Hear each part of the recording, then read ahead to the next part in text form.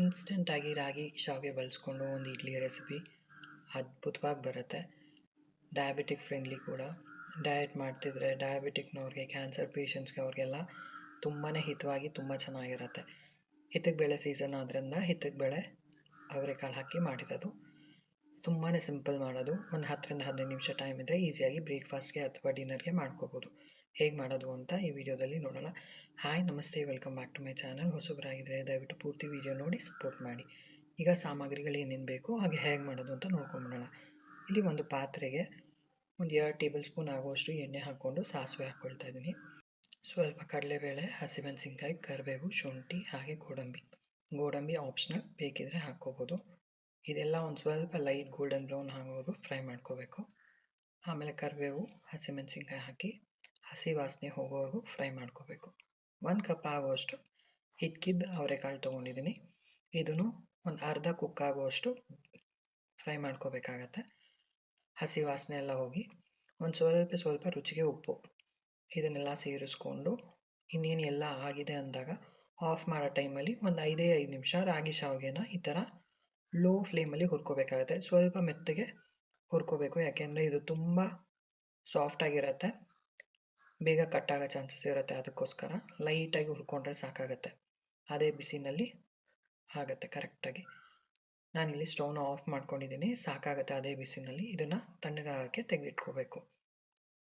ಇದೆಲ್ಲ ಸ್ವಲ್ಪ ತಣ್ಣಗಾದಮೇಲೆ ನಾನು ಇದಕ್ಕೆ 1 ಕಪ್ ಆಗುವಷ್ಟು ಮೊಸರನ್ನ ಸೇರಿಸ್ಕೊಳ್ತಾ ಇದ್ದೀನಿ. ಫಸ್ಟು ಗಟ್ಟಿ ಮೊಸರನ್ನ ಹಾಕ್ಕೊಳ್ತಾ ಇದ್ದೀನಿ. ಆಮೇಲೆ ನೋಡಿಕೊಂಡು ನೀರು ಯಾವ ಥರ ಬೇಕೋ ಆ ಥರ ಅಡ್ಜಸ್ಟ್ ಮಾಡ್ಕೋಬೇಕಾಗತ್ತೆ. ತುಂಬ ತೆಳ್ಳಗೆ ಕಲಿಸ್ಕೊಳಕ್ಕೆ ಹೋಗಬಾರ್ದು, ನೋಡಿಕೊಂಡು ಕನ್ಸಿಸ್ಟೆನ್ಸಿನ ಅಡ್ಜಸ್ಟ್ ಮಾಡ್ಕೋಬೇಕು. ರವೆ ಇಡ್ಲಿಗೆಲ್ಲ ನಾವು ಮಿಕ್ಸ್ ಮಾಡ್ಕೊಳ್ತೀವಲ್ಲ ಆ ಥರ ಮಿಕ್ಸ್ ಮಾಡ್ಕೋಬೇಕಾಗತ್ತೆ. ಇದನ್ನು ಒಂದು 10 ನಿಮಿಷ ಸಾಕು ನೆನೆಯೋಕ್ಕೆ. ತುಂಬ ನೆನೆಸೋದು ಬೇಕಾಗಲ್ಲ, ಯಾಕೆಂದರೆ ರಾಗಿ ತುಂಬಾ ಬೇಗ ನೆನೆಯುತ್ತೆ. ಇದನ್ನೆಲ್ಲ ಒಂದು 10 ನಿಮಿಷ ನೆನೆಯೋಕ್ಕೆ ಬಿಟ್ಬಿಡೋಣ. ಹಿತವಾಗಿ ಒಂದು ಒಳ್ಳೆ ಚಟ್ನಿ ಇದ್ದರೆ ಅಂತೂ ತುಂಬಾ ಹಿತವಾಗಿ ತುಂಬ ಚೆನ್ನಾಗಿರುತ್ತೆ. ಇದು ಒಂದು 10 ನಿಮಿಷ ಆದಮೇಲೆ ನೀವೇ ನೋಡ್ಬೋದು, ನೀಟಾಗಿ ಎಲ್ಲ ಮೊಸರು ಹೀರ್ಕೊಂಡಿದೆ ರಾಗಿ ಶಾವಿಗೆ. ಸ್ವಲ್ಪ ನೀರನ್ನ ಅಡ್ಜಸ್ಟ್ ಮಾಡ್ಕೊಳ್ತಾ ಇದ್ದೀನಿ. ಹೀಗೆ ಇಟ್ಟರೆ ಸ್ವಲ್ಪ ಗಟ್ಟಿಯಾಗತ್ತೆ. ಸ್ವಲ್ಪ ತೆಳು ಮಾಡ್ಕೊಳ್ತಾ ಇದ್ದೀನಿ.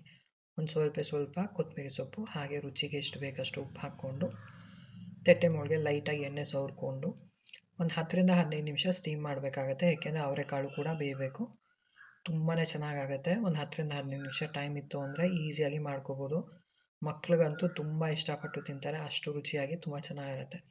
ಇದಕ್ಕೆ ಹೊಂದ್ಕೊಳ್ಳೋಕ್ಕೆ ಪುದೀನ ಚಟ್ನಿ ಅಥವಾ ಕಾಯಿ ಚಟ್ನಿ ತುಂಬ ಚೆನ್ನಾಗಿರುತ್ತೆ. ಒಂದು 15 ನಿಮಿಷ ಆದಮೇಲೆ ನೀವೇ ನೋಡ್ಬೋದು ಎಷ್ಟು ಅದ್ಭುತವಾಗಿ ಬಂದಿದೆ ಅಂತ. ತುಂಬಾ ಚೆನ್ನಾಗಿರುತ್ತೆ. ಖಂಡಿತವಾಗ್ಲೂ ಟ್ರೈ ಮಾಡಿ. ಮನೆ ಮಂದಿ ಎಲ್ಲ ಇಷ್ಟಪಟ್ಟು ತಿನ್ನುವಂಥ ಒಂದು ಅದ್ಭುತವಾದ ರೆಸಿಪಿ. ಹಿಚ್ಕಿದ ಬೇಳೆ ಸೀಸನ್ ಮುಗಿಯೋ ಅಷ್ಟರಲ್ಲಿ ಒಂದ್ಸತಿ ಟ್ರೈ ಮಾಡಿ. ವಿಡಿಯೋ ಇಷ್ಟ ಆದರೆ ಲೈಕ್, ಶೇರ್ ಮತ್ತು ಸಬ್ಸ್ಕ್ರೈಬ್ ಮಾಡಿಕೊಂಡು ಸಪೋರ್ಟ್ ಮಾಡಿ. ಮುಂದಿನ ವಿಡಿಯೋದಲ್ಲಿ ಖಂಡಿತ ಸಿಗೋಣ. ವಿಡಿಯೋ ನೋಡಿದ್ದಕ್ಕಾಗಿ ಧನ್ಯವಾದಗಳು.